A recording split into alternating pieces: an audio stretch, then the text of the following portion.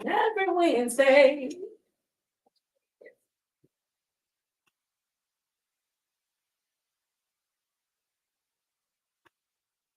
Yeah, Aisha Kayla. See what I think. Unmistakable.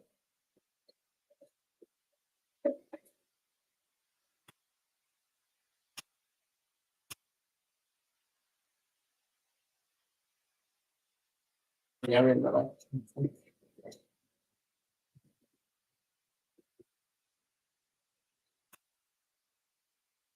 Want to say good afternoon and once again, welcome to, that's right, it's Wake Up Wednesday. And truly, we're excited to be here today with, hey, two of our main hosts on the Greg James Community Show, uh, Hurt Bender and Christy Henry, the Conscious Chick. It's Wake Up Wednesday, and we just woke up to a shift in leadership in the city, state, local, county. I mean, it's a shift going on. let's get everybody in. Let's get everybody. I wonder what's going on here today. People woke up in all different sides of the bed today. Yeah, they did. Believe me. Really. Somebody woke up on the floor, window to the wall. But listen, I think that it's a necessary lesson in public understanding of the power of the vote. Because there's a lot of shifts happening, right? We saw a couple of weeks ago that they said that the county's registration of Democratic voters has decreased, lessening that block in this community, which is historic, because we're a blue state and a red ocean. I think that people are understanding that Leon County. No, wait, you think we're Houston?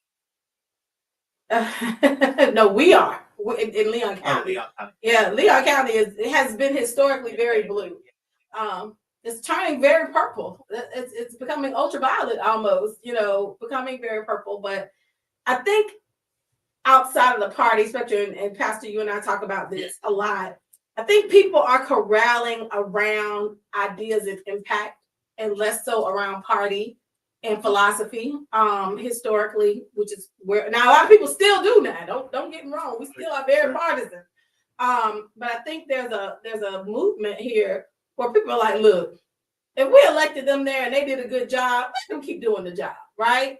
Or if they have an idea to bring improvement to this space, let's give them a try. Let's give them an opportunity. And I think the key aspect in that is messaging.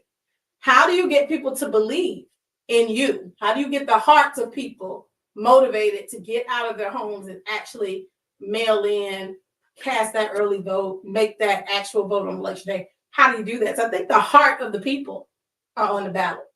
Yeah.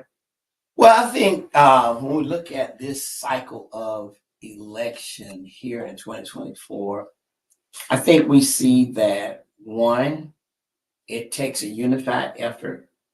And I think that as much as there may be a lot of talk against the progressive movement in which one of our commissioners is organizing and orchestrating, Jeremy Matlow, I think they are messaging, they are unifying, and they are moving the needle. Yep. What makes Tallahassee, one of the things that makes Tallahassee pretty unique is that it's this blue dot, surrounded by a lot of conservatism. So here that a lot of the, if I use the word fighting, happens still within the left side of the spectrum. We saw, at least depend on, I guess something's not an upset unless depending on the way that you see it. But we saw some knock to some incumbents here as well. Well, I mean, we did, and I think one of the things that I want to really, really stress as we get ready to start this conversation is that, this broadcast, this hour that we spend once a week, every Wednesday, and I've invited you to become one of our co-hosts, Christy, Mataki, Jared. I think it's an opportunity for us to bring to the table information and to share insight from different levels as we engage our community. And our conversation as host, co-host is one whereby we bring in guests and we bring in to ask tough questions of if they're running against an incumbent. We want to ask questions about the incumbent to see what their thoughts are that's different from what's being done. And I think that's a job that we have to do to shock the minds and hearts of our listeners. Doesn't necessarily say that we are in support or we in favor, but it's a job of commentating. It's a job of having a conversation. It's a job of making sure that those who are listening get something to go back and research on. Hey, you know what? Before we go forward, some of the folks may not have even gotten the results. Christy, I think you have it in front of you. Yep. Can you So let folks know what's going on? absolutely. So we have here, and like I said, we have a rundown of the city commission seat 1 race with 53.5% of the vote. The incumbent, Jacqueline Jack Porter, 18,062 votes. Shout out to Rudy Ferguson and to Louis Dilbert for their race. We have Rudy at 38.8% of the vote, which is amazing, actually. 13,105 people voted for Rudy Ferguson. That's amazing. And Louis Dilbert, fresh out the gate, 2617 citizens voted. And keep in mind as we talk about the city commission seat race, and we'll talk about it in a minute. These were some very hotly contested seats. So we have moving forward with 100 precincts for reporting. Curtis Richardson and Dot Emmon Johnson heading to a runoff in November, with Dot Emmon pulling 46.7% of the vote. That means that she had 15,766 folks here in our community vote for her, and Curtis Richardson had 14,718. Donna Nayak, I still have yet to see her. Yeah, they say she's like ghost candidate. She got 1,900 votes. That doesn't feel very good for Bernard if he's not the ghost. I mean, Bernard was very, very. He was very vocal and very visible at everything, and he only had 10% of the vote. He got 1,413. It's not easy running for office. It's not. Straight out the gate. You were in the ballot. Yeah, and that's what's important. And you got to influence policy in those debates and those discussions. Right. That makes a difference. Yeah. So and we'll come back to those 2 seats, the seat 1, seat 2, because we got some thoughts on both of those moving forward. Property appraiser, this was not rocket science. Of course, the incumbent Akeem Akiyeme, 71.7% of the vote, 40,655. But Ken Preston wasn't no ham sandwich around here. He got 28.3% of the vote. He got 16,050 folks to give him the big. So shout out to you, Ken Preston. He made some moves. If the last person ran against the king, they didn't do that. Okay, so here we go. Congratulations to that campaign. Rocky Hanna, of course, 81.9% of the vote, 28,999 people cast a vote for Rocky Hanna.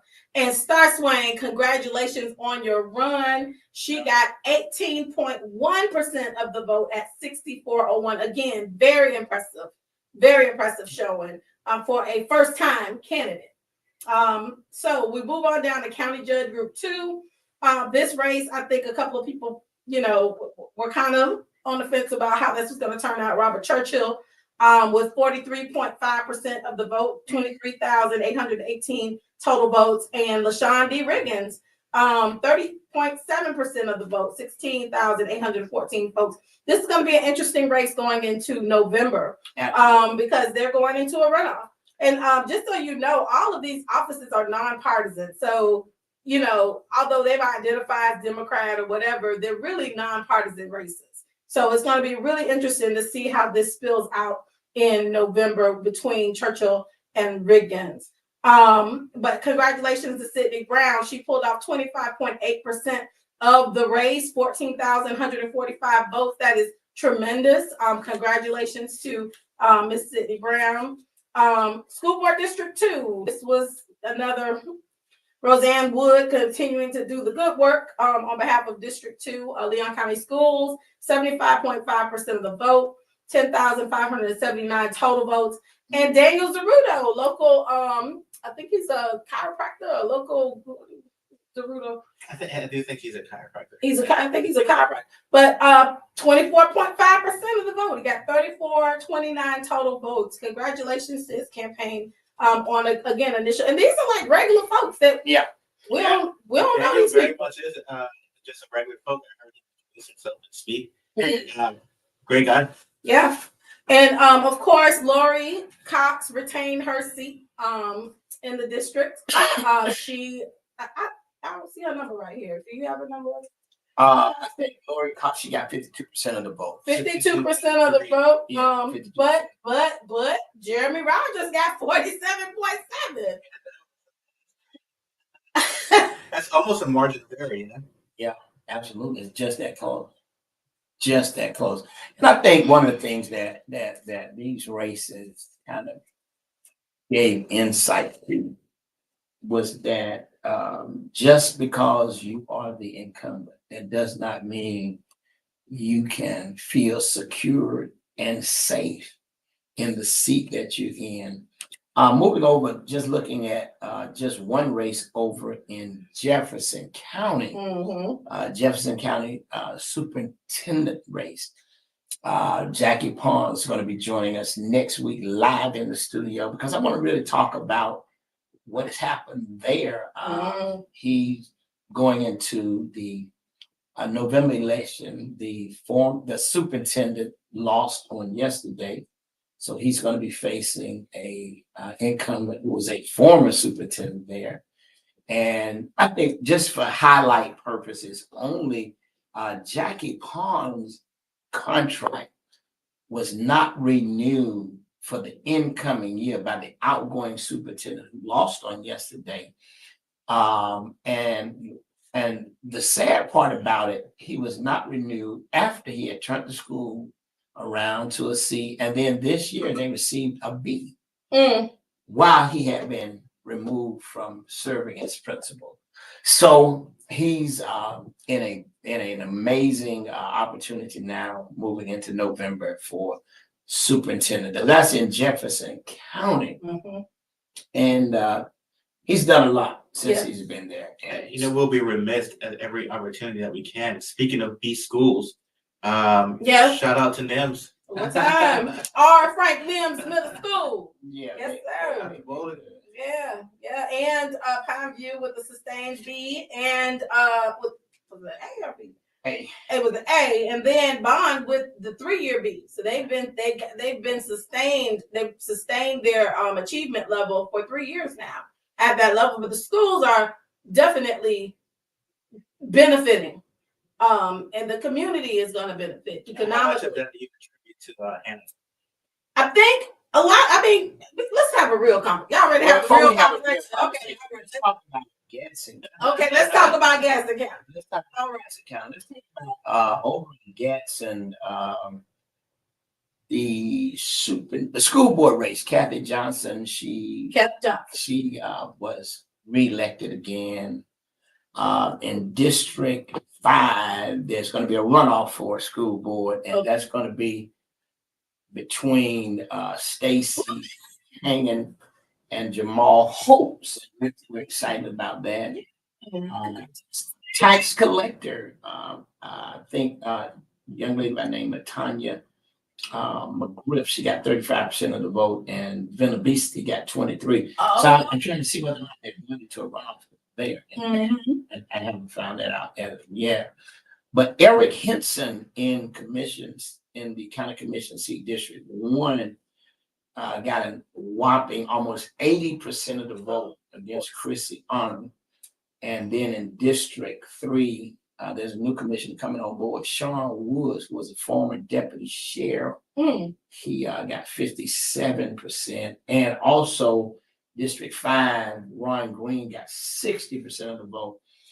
And so he's back serving as Ontarius Green. Yes. And then in the sheriff race, Morris Young, who's been serving now for about 20 years as sheriff, he got 67% of the vote, and Timothy Patterson got 21% of the vote.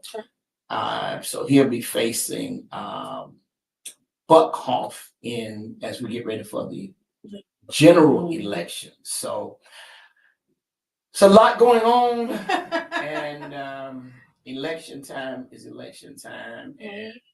But I think one of the things that's real disturbing is the low turnout. Yeah. Well, I think the low turnout is attributable to community literacy of what's at stake. I think that government has gotten so polarized and so complicated that regular folk who just want to go to work, come home, not be taxed to death, not be beat up side the head with a whole lot of things that they don't understand. They don't want to have to deal with the complications that local government has to deal with, quite frankly. And so it shows in the ballot box. Yeah. And I think there's some distrust too, right? I think that some people feel, and I've said this a lot of times, but I've heard it now more so than I've said it. People tend to think that vote they tend to think their vote has no power. Their vote doesn't matter. They think that people are going to put, and I get it, with elections being spun and all of the fraud that is, kind of been in the headlines over the last decade. I get people being distrustful of election systems in general, especially with being hammered over the head with all of the things that aren't going right in other places. So it's something we're going to have to deal with. It's because we need people to vote. Yeah, I think there's no excuse for it. And I think just at least some verbal chastisement. At least, so if you didn't vote, and I told Pastor James after Rusty, one thing I want to know is from you is a year ago when you woke up after primary, how are you feeling? What was going through your mind now that and then how you feel a year out from it? Okay, forget about that. Before we dive into that, there's one race we forgot. The Florida Senate. Yes. Parks. Yeah, Gerald Parks. He won by 82% of the vote. I mean, in all of the counties, Liberty, Leon, Lafayette, he won with over 50%. In Leon, he was at 82% of the vote. In Madison, he was at 68% of the vote. Taylor, 60%. Wakulla. So, he came out from those counties with a total of right at about 40,000 votes. And this race was interesting because he has already been advertising and doing commercials that his strategy it worked out apparently. Yeah, that Neesmith has no value. So I'm looking forward to facing Corey Simon. It was like, I don't even see you. It's nobody. It's crazy. I don't see you. Yeah. And so now he is going into November facing Corey Simon, incumbent, and I think that's going to be a very, very, very interesting race. If any race brings them out, I think that will be the one. Let me just give some numbers. Registered voters in Leon County, 189,950. How many ballots you think were cast out of that? This race here. Probably less than 40,000. It was 59,513. 31.33%. And Brandon, I was seeing earlier yesterday, I was seeing some mid-20s. Uh-huh. So it climbed up a little bit. Yeah, but it did not reach the number of ballot cast in 2022 when you and I ran for office. Mm. And I think it's ridiculous. I know that when we were running for office, a big issue was access to the ballot on election day. And that kicks me every time because during early voting, you can literally vote anywhere Anywhere. for a large amount of time. And I mean, I stumbled into voting this time. I was checking some records. You could, I mean, you see how there's records at the supervisor of elections. I was right there. I can just vote anywhere because I'm there. So for the amount of voter turnout, I mean, people just honestly just don't want to vote. I suspect at this time because it is pretty simple and accessible for a long time during early voting, and then with your mail-in ballots as well. So I think that's a big issue that I think is starting to suspect folks just don't want to vote. Well, they don't want to vote. Yeah, And we have the precinct information here. We'll So get into that in a minute if y'all want to. But I think, and what you're saying, they don't want to vote, but I think we've got to give people the reason to vote. So you talk about when you and I ran, how did I feel the day after? First of all, I want to say this because we kind of mentioned this before we walked into the studio, that it takes a lot of courage to put yourself at the forefront to run for office. You would agree with that, Yeah, huh? I would agree with that. It takes a lot of courage. And either you're doing it because you have been molded or shaped or mentored and you know your time is coming, so you're prepared. For the person who has not been mentored, for the person who does not have the establishment embracing them, for the person who wakes up with this unction, hey, you know, whether the Lord told me to do it or my friends told me to do it, I'm doing it. For that person, it takes you being sure, you having the confidence and the courage to move past all of what you're facing. And, you know, just for a lot of people, for me, I visited several other forums. I think you were at some of them as well. And for me to look at first timers like Jeremy Rogers, Star Swain, and some others, I thought that, especially with Star, I thought it reminded me so much of me. You know, one, I've been called to get on the field. This is your assignment for the moment. And everybody who I thought would be there is not there, but I'm moving forward. The funds are not there, but I'm moving forward. That was commendable for me. That was something that motivated me to say, I'm embracing your run for superintendent. I'm embracing that because you're facing all of the odds. Yeah. It's an awesome feeling in the true sense of the word. It does take a lot of courage, and you know, but how did you feel when you woke up today after all that hard work?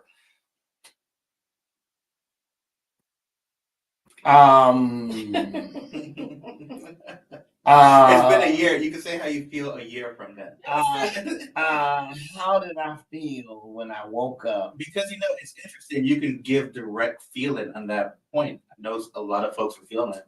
I felt in some ways disappointed. I felt a little anger. But then I felt that I followed it through. I mean, the disappointment came because there were people on my team telling me where we should have been campaigning at. And I ignored them. And those were the areas that I did not get the kind of voter participation that I needed. So I was disappointed in that area. I was angered at the fact that, one, a lot of people said that they were going to support and help. They didn't. A lot of people who I had helped throughout the years and who I had been there for, I found them supporting, you know, other candidates. So that angered me because, you know, running for office, it really lets you know where people really are. But it also gave me the sense of knowing that, Greg, they got a right to make a decision of who they want to support. Just because they're your friends, that don't mean they feel or believe that you should be in office. So they got a right to cast their vote. So I had to become comfortable with that because that's always been my sentiment. Just because, so being in the position, I felt like you should have been voting for me, but I also realized that they got their right, and I gotta respect that. And so, how did you feel? You know, your vote, your race was pretty close. You know, maybe Really? if you had hounded some of your friends and told them they had to vote for you, you might have won. I know it was really close. It was. And people thought that I would perhaps try it again. And I mean, you know, this cycle, this, you know, primary election, our state representative had no one to challenge him. I mean, that's a whole nother story, but I don't want to be, I mean, you know, sometimes on the show, people feel like when I say what I say, I'm being, you know, nasty, I'm being mad, but facts are the facts. And we have to realize that. I mean, so, I mean, our show is designed to be informative. It's not nothing personal. It's transparent. Except for when it's direct, live, personal experience. Yeah, absolutely. So what did this cycle do for you? You know, I say there's a surprise. I expected Commissioner Richardson to win outright, through and through. I will say a note from and I have to run here soon, but one thing that when you're talking about the courage that it takes to run, I remember being at an event, conservative in the liberal city of Tallahassee. I wasn't given an opportunity to speak, but I do remember specifically Jack Porter, you know, actively, intentionally made a way for me to be able to address the audience as a crowd member. And she really said it too. She said, you know, I like to hear from some of the new candidates too, because the only folks that were being allowed to speak were the folks that were incumbents and running their races, which isn't, I mean, come on now, that's not even cool. And you have the opposition in the crowd and they can't even make an acknowledgement. And Jack Porter did that. So, you know, I commend her for that. You know, so I say cheers to her for, you know, a lot of disagreements, a lot of folks are there, but I do know, at least in that one thing, I think that's an important aspect of democracy, because you're nervous, especially as a first-time candidate, and you're consciously being excluded from speaking, and to have someone sitting there acknowledge your presence and welcome, you know, at least throw a strong hint to organizers that other people should speak. I think that's pretty powerful, and cheers to her for that. Yeah, I think it's important that you acknowledge the importance of moderation in the public forum square, right? Because, you know, equity or equality in terms of representation is set in those spaces. People form opinions. You know, got a lot of people that text and said, I voted for this person because you promoted them or you on the host committee. I don't think that, you know, I don't think of myself in that way, but people trust you. But if you're in a situation where you got a moderator that's spinning conversation this way, yeah. Whoever you attach your name to, it has a lot of weight. So don't ever think. Obviously, you know, I think a lot more humbly about myself than, you know, whatever. But I think that it's important that we moderate these conversations. So I'm going back to what Reverend Jenkins said. This show gotta be, if anything, it's got to be a space where we can have equanimity in conversation, where we can address equally what's good and what's not good, right? And we can have the freedom to do that and not be felt pressured by this side of the agenda or that side of the agenda to spin narrative in a certain way. Because everything's not horrible and everybody's not horrible. I may not like a person you like, but they're not 100% horrible. And my issue with them is my issue. Right? Absolutely. And so we're responsible for making sure that we give both sides of the coin in an objective way, right? Some things, Southside, I'm gonna be unapologetically biased about, but you know, most things I try to be very objective, and I think that this show can serve that purpose for this community in a great and intentional way. And I think we've been doing an amazing job. I mean, one of the things about being on air, I mean, I got out of prison in 2008, and we've been on air since 2008. So you're talking about over 15 years of being on air, either here or at the other station. But I started here when it was WTAL with Jaquel Lawson. Mm. And so you're talking about over 20 years being on air, not being sponsored by anyone, not being, just our church members who donate and keep it moving for over wherever I went. So there is no one who controls the narrative of how we have a conversation. And even when it comes Thankfully. and even when it comes to election, I was telling someone this last night. When it comes to elections, man, if I was in elections to make sure that I was okay, I would probably be a multi-millionaire from all the people who have been elected with, me being on the ground doing what I'm doing. But I'm never out working to elect someone for my own personal benefit. It's always to ensure that the communities in which we are part of have a voice to be able to speak for them, so that there can be fair treatment, or there can be opportunity for their issues to be heard. Reflecting back, if I would have been doing it under contracts, my God, where would I be now?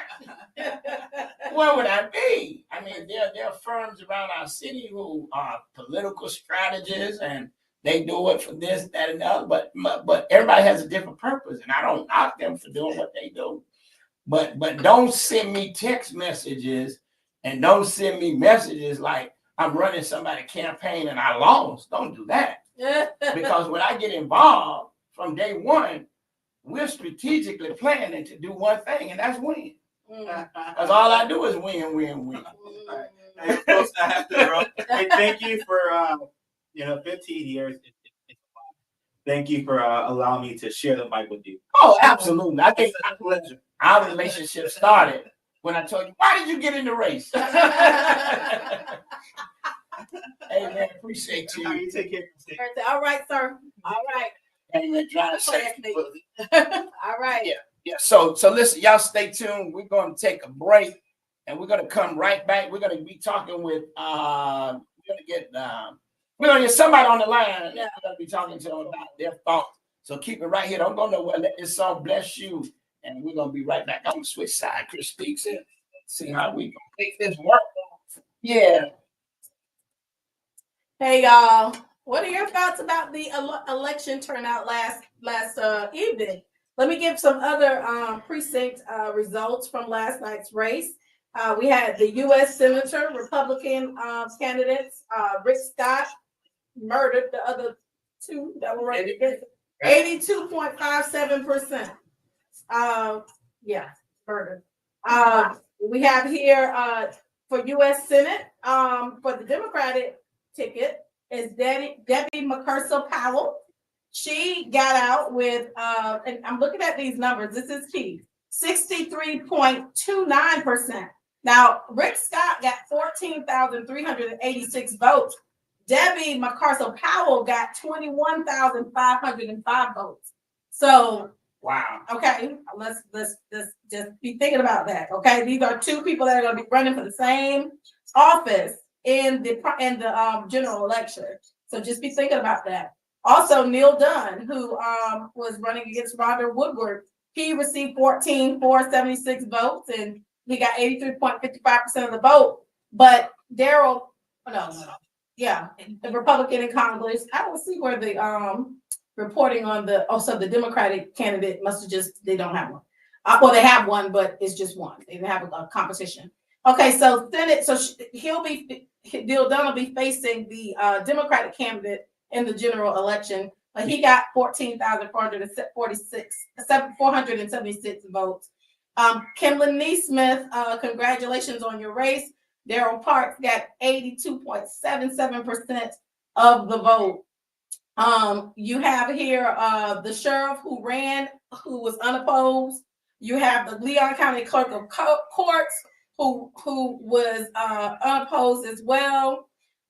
You have Christian Caven, Leon County Commission District 2. He was elected without opposition. We got Public Defender, Second Judicial, Jessica Yeary. She's elected without opposition. And so you got the tax collector, Doris Malloy. Y'all didn't even know she was on the ballot, did you? She was elected without opposition. Wow. We have Monique Richardson, Leon County Judge Seat 3. She is an incumbent elected without opposition. And we vote for the party chairperson, and locally the Democratic, Republican, and Republican Party chairman, Evan Powell, he won. So And you have and Mark Early, who also was on the ballot. and Wasn't on the ballot. He was elected. elected without opposition. And I think Jack Campbell, state attorney, was elected without opposition. Yeah. So this 2024 election, moving forward now is going to be interesting, and I think what has to happen, because I think it's so imperative that as we look at the numbers, we talk about how important it is for our communities to get out and vote, get out and vote, and get out and vote. And a lot of people say, if you don't vote, you shouldn't say anything. You shouldn't keep them out. Don't complain about anything. What's your thought? I think people aren't voting because people aren't listening to the voters. Okay. I think that it's a two-edged sword. You say, oh, if you don't vote, then don't say nothing. But they're not voting because they're not being heard. So here's the thing that I know that is so important, is that if people are going to be heard, there needs to be I don't want to say a conglomerate, or I don't want to say that, but there needs to be God, in church we say intercessor. There needs to be an intercessory group to say, hey, these are the issues. No one is holding anyone accountable when they are held and they're elected to these positions. Mm-hmm. They are free to do whatever. They are, but some of them make promises.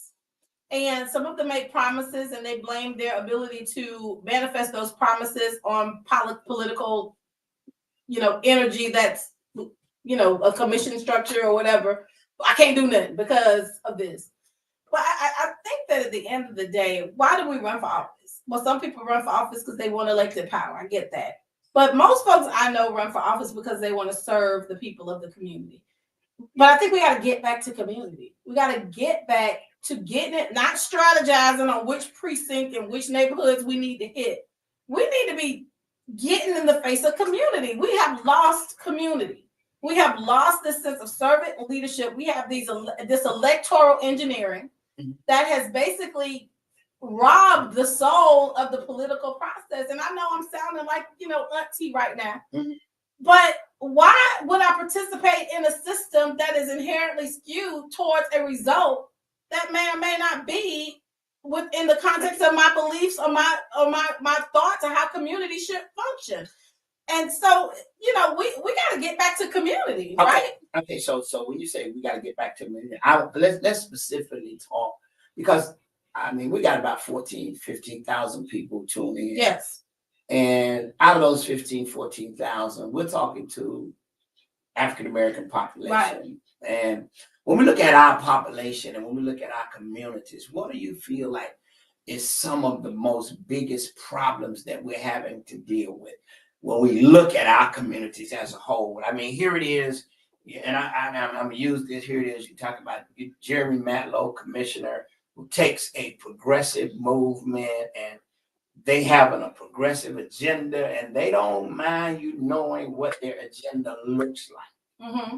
And here it is, our community as a whole, probably a huge voting bloc, a powerful voice, but our communities are missing something. We got churches on every corner, sometimes two on the block. Sure. And mm-hmm. most churches got areas where the most crime is, the most problems, and yet city government, state government, county government is absent from our messages. Mm-hmm. What are we missing? I think that if you're in a pool of water and the water is big, you don't care about the sensation of being wet. I think government is so big that people don't sense their necessity in the engine of government. If I'm in an ocean, I'm presumed wet, right? Mm-hmm. I don't have any power to manipulate or to change the environment I'm in. So I just swim. Right. And I think that's where we're at with public sentiment and with political. The people that care are the people that are directly benefiting from the process or directly, it's electioneering at its best. And it's not good because now I got to exert control over you, or I've got to do things that undermine or diminish your humanity or your capability in order to get control of your vote. And I think that's the scariest part of this. Where is the sense of the public servant appealing to the heart Right. of people and saying, this is why I'm running for office and this is why you need me in this office. For instance, my husband and I and a lot of great people, we decided, hey, the rate of home ownership is back to the levels it was prior to the 70s, 78. And so we want to make sure that we put a focus on bridging and making home ownership in minority, majority communities attainable. Mm-hmm. So we put a lot of emphasis. It wasn't a discriminatory initiative, but it was a very focused initiative to put Black folks in homes that they own. So we undertook investment, renovation, and marketing strategies to appeal to folks to move back into their neighborhoods, lifting the value and visibility of the neighborhood so that the desirability to live in them would be there, right? But guess what came to us? All them schools. So that's why it excites me to see the schools raising up, to see the school academic achievement. And I don't put a lot of stock in grades, in grades for school in the ultimate sense of, because I know these schools are legacy schools, but a lot of people do put stock in school grades. So to see this agent of value taking place and this impact happening, that excites me, right? That should be the soul of public service, to get to impact. But if I have an agenda that the community doesn't understand, if I have an agenda that only impacts people who agree with me or who believe like I believe, then it's going to lead to the same atrophy that we're experiencing right now and voter apathy. Right. And so I think that it's really important for us to understand that if we don't have the heart of the people as the soul of our candidacy or the soul of our campaign, it ain't a campaign. It's just a run. It's electioneering. And you're going to be in office for what? And not only are you going to be in office for what, but you're going to be in office forever. Because if you don't have the heart of the people's heart, the people who have a heart to see change are not even going to move, because they already know what's going to happen. They know how it's going to happen. So, and I feel and believe this is just I see it from the grassroots level. Yep. I feel and believe that the people who are impacted the most are heard the least. And the representation for them is very minimal. So therefore, they are caught in, the election cycle of you fixing me a hamburger or you doing something special and you tugging at me to get out and vote. And I feel like more leaders in our community must begin to inform, must begin to educate. I think the church is an amazing block that has lost power when it comes to the process that we are engaging in. And there are people who benefit. I mean, that's fine, but don't benefit off the backs of people, and yet the people are still broken. That's what is so disturbing to me. And certainly, as we move into November, it's so important. But then again, maybe it's not important. It's only maybe important to people who it's important to. I don't know. Oh, it's important. It's important. I mean, the bottom line to it is we always talk about the change we want. We always talk about we want to see change. We see people who are out here doing things to create change, but it's the people who we're doing them for that's doing the talking. Oh, why is she doing this or why he doing this? And that's what's damaging. We don't know how to be appreciative for people who are out here fighting on your behalf. And then when they decide to run for office, they don't even get your support. Well, I think that you're right. And I think that people don't understand how we hire people through the vote. that's what we're doing. We're hiring people. And then when you hire somebody that you can't get access to, then you just hired somebody that's not working in your best interest. And I sense the frustration because you're the first one they call when the sugar honey iced tea hit the fan. Yeah, and that's what's so, and there's not a whole lot of people who are on the front line fighting for issues, and the people who are fighting, they have to fight, and then they have to watch their back for the criticism that they're going to have to encounter. I mean, I applaud Pastor Ferguson. I applaud him for his efforts to run for office. Yes. And the fact of the matter is that this is what disturbs me the most. When people see what you're doing, they know what you're doing, they see how you're making impact, they see the fight that you are engaging in, and now you got an opportunity to give me a position that gives me a stronger voice, and you find yourself being critical. I mean, even when I ran for office, I mean, it wasn't something that I dreamed of. I mean, I didn't dream that when I graduated from high school, I was going to go to prison. That wasn't a part of my dreams. I didn't dream that I was going to run for office. But people say, hey, man, you're doing the work. You're out here doing it. I'm not doing it because I want to be in office. I'm doing it because I made a commitment. And I think we got to look at people who make commitments to do and are doing, because being in office is about people.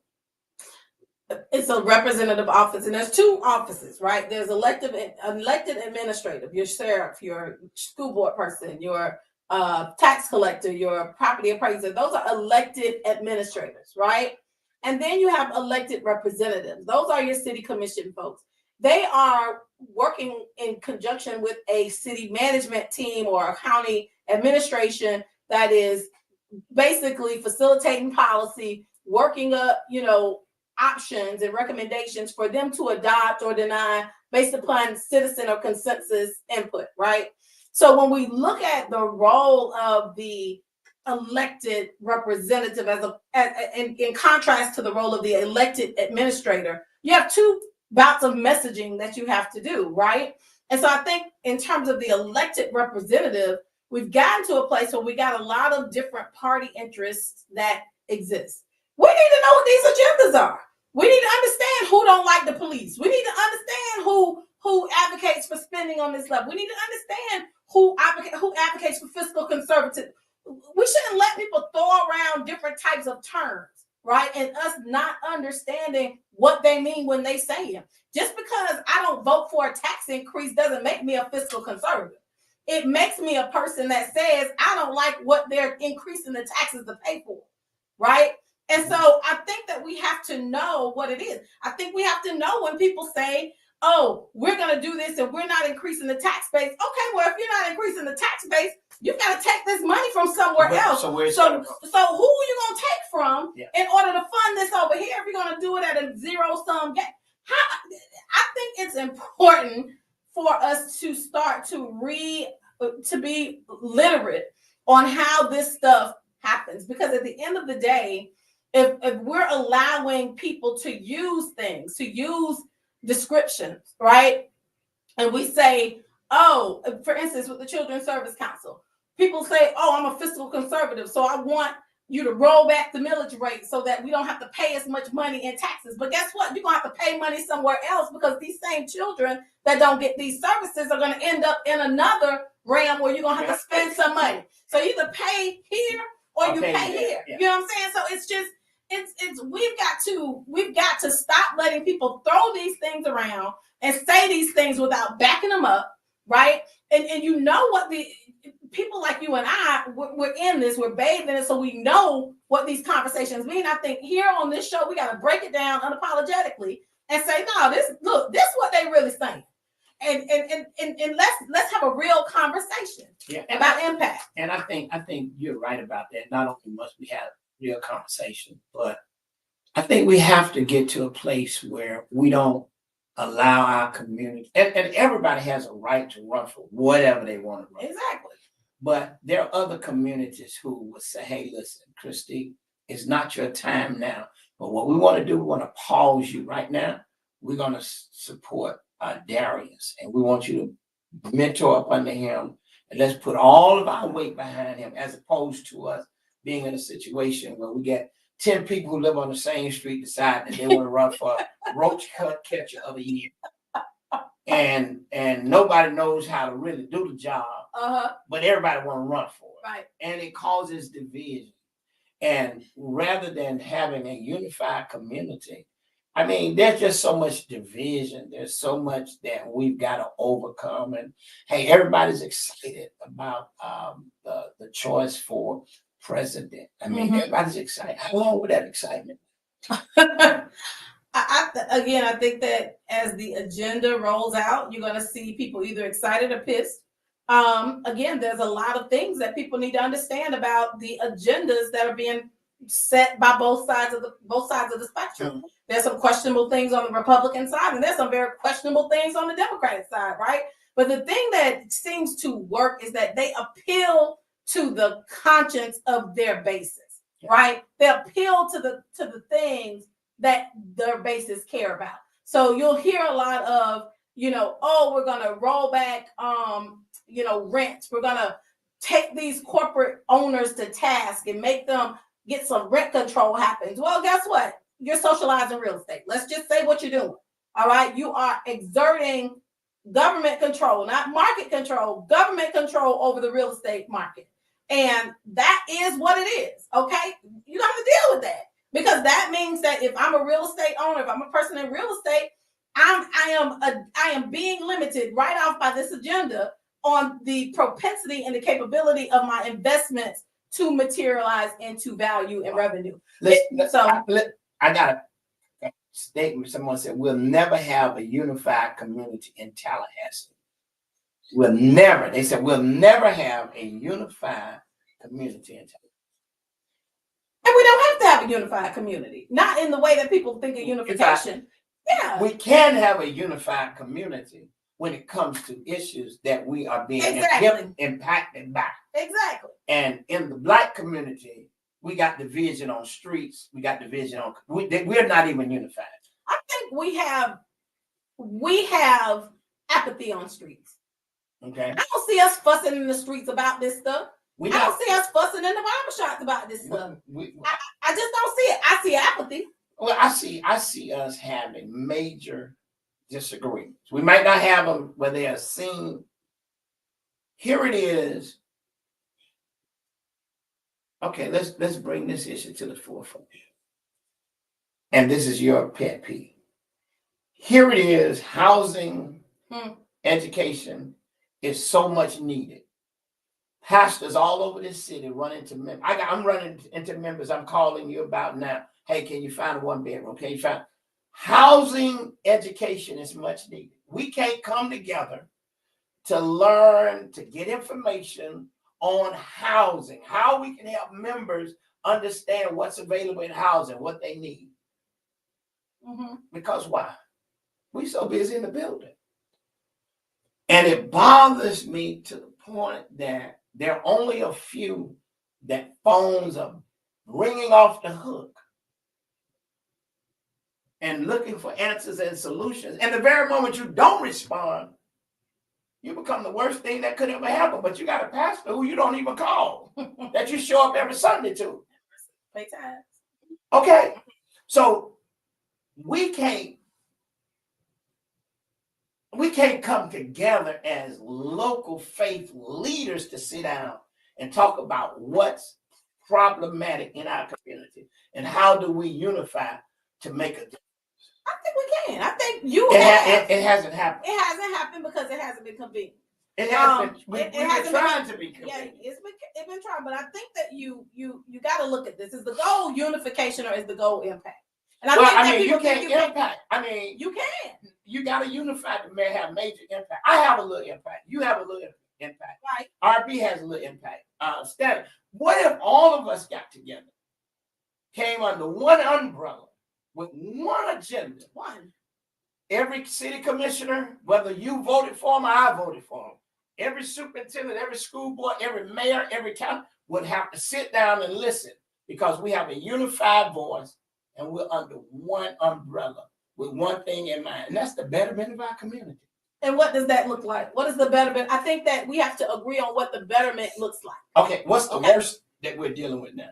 I think right now we do have uncontrolled rents. I think that families' wages and what they pay for rent is out of balance. Okay, so unifying, bringing all of our voices together, saying we've got to do something about this. What can be done, first of all? What can be What done? can be done? What's being done?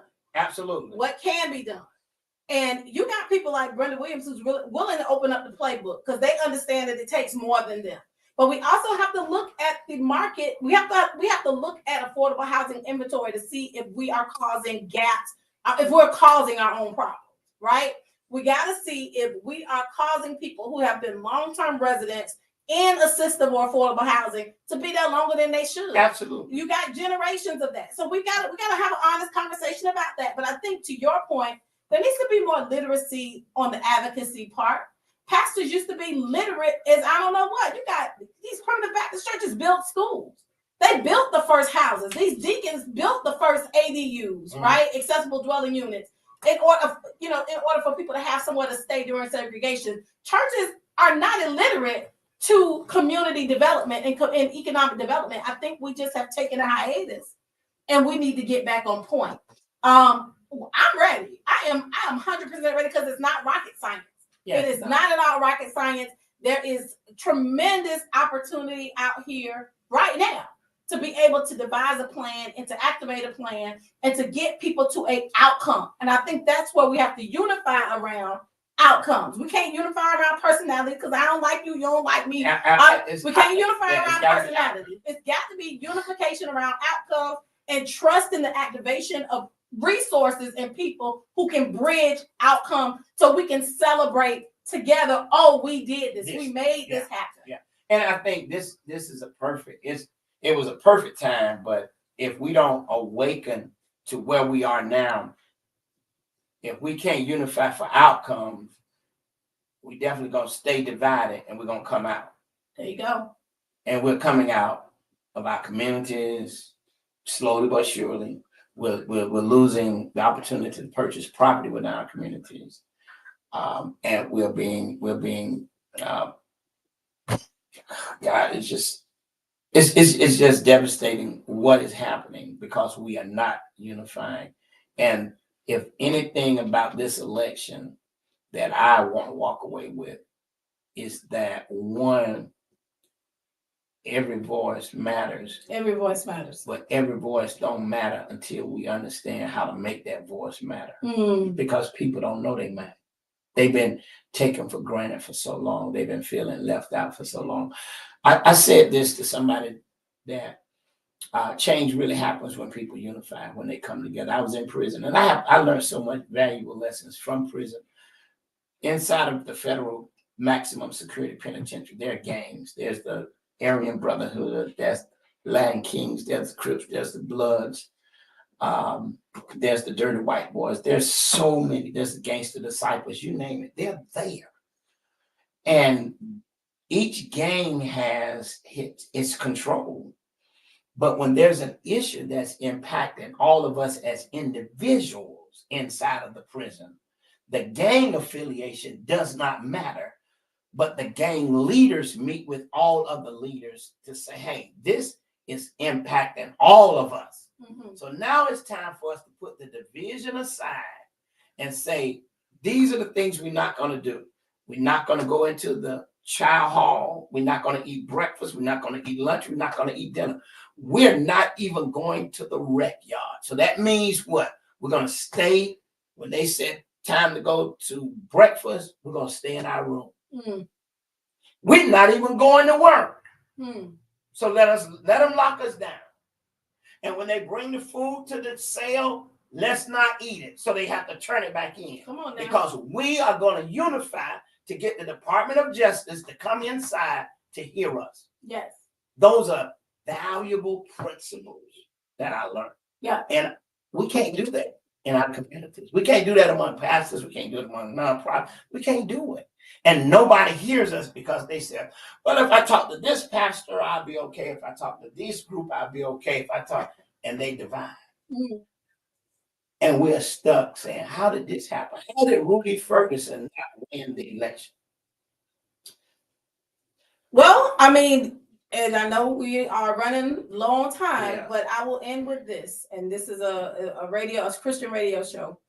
The people of Israel, when the Lord took them into the promised land, nobody was allowed to rest until everyone had come into their promise, into their land of promise. And I think that from your example, there was an outcome that was agreed upon and believed in. And so you all did what you had to do to arrive at that outcome. And I think the key principle here is we can't keep taking for granted that people understand where we're going. We can't keep taking for granted that people understand where we at. We have got to raise and make the vision plain for everybody. We have got to make it upon tables for everybody so that they may run that read it, because it's a lot at stake, and we have got to get the work. We got to come and we got to come together around outcomes.